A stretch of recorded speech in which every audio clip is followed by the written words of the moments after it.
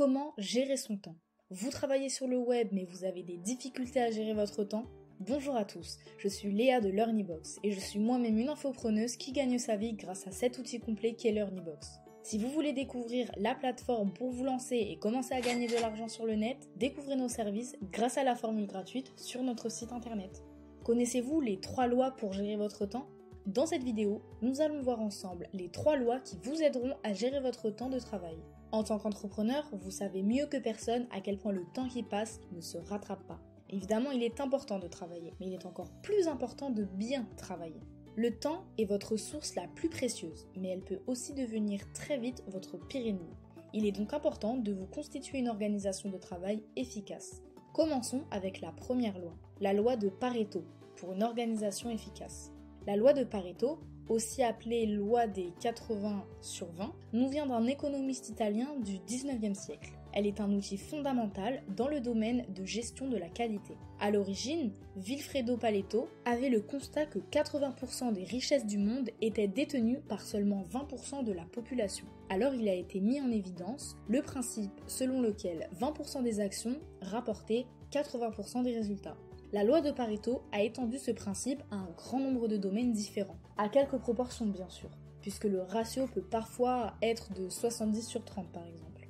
Ainsi, entendez que 20% des clients vous rapportent 80% de chiffre d'affaires, 20% de vos actions vous amènent à 80% de résultats, 80% de votre temps est consacré à 20% de vos tâches, 20% de votre journée conduit à 80% de votre productivité, etc. Mais il faut surtout comprendre qu'en général, seule une minorité de vos actions vous mène à l'essentiel de vos objectifs. Il est donc primordial de concentrer vos efforts sur l'essentiel et de vous fixer les bonnes priorités. En mettant en application cette loi dans votre vie professionnelle ou personnelle, vous prendrez des décisions bien plus pertinentes, vous parviendrez à prioriser vos actions en distinguant ce qui est important de ce qui est secondaire. La loi de Parkinson, optimisation du temps. La loi de Parkinson est extrêmement importante lorsqu'on s'intéresse à la gestion du temps. Tout entrepreneur devrait la garder à l'esprit afin de mieux s'organiser et être plus productif. Cette loi nous vient de Cyril Parkinson, écrivain et historien britannique du XXe siècle. Parkinson avait remarqué qu'au fur et à mesure que la bureautique anglaise se développait, cette dernière devenait de plus en plus inefficace dans sa manière de fonctionner. Parkinson a ensuite étendu cette observation à d'autres domaines. Il en a conclu que plus la taille de quelque chose augmentait, plus son efficacité diminuait. Constatant que des tâches simples pouvaient devenir plus complexes en fonction du temps qui leur était accordé, ces recherches l'ont amené à la fameuse loi de Parkinson. Cette dernière, publiée en 1955, part du principe que le travail s'étale de façon à occuper le temps disponible pour son achèvement. Ainsi, plus vous aurez le temps de faire quelque chose, plus vous mettrez de temps à l'accomplir. À l'inverse, plus le délai de réalisation sera court, plus la tâche sera simple et rapide à réaliser pour vous. Et cela s'applique là aussi à toutes les tâches du quotidien, qu'elles soient personnelles ou professionnelles.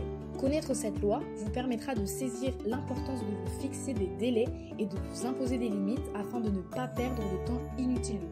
La loi de Carlson pour éviter de se disperser. La 3e loi vous permettra d'être productif et notamment d'atteindre plus rapidement vos objectifs.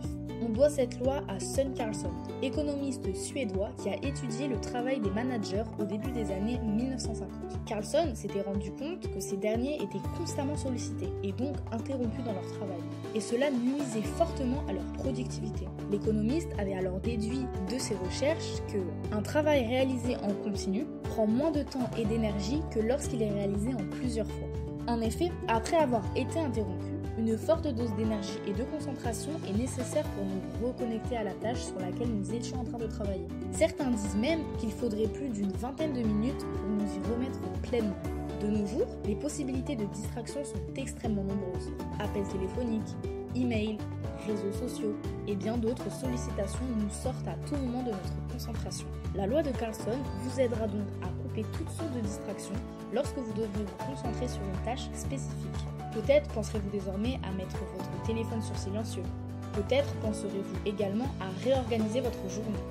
Voilà, nous venons de voir les 3 lois pour apprendre à gérer son temps. Maintenant que vous avez les clés pour produire un travail de qualité, c'est à vous de jouer. LearnyBox propose un essai gratuit jusqu'à faire vos 4 premières ventes. Il est temps de passer à l'action et de cliquer sur le lien dans la description.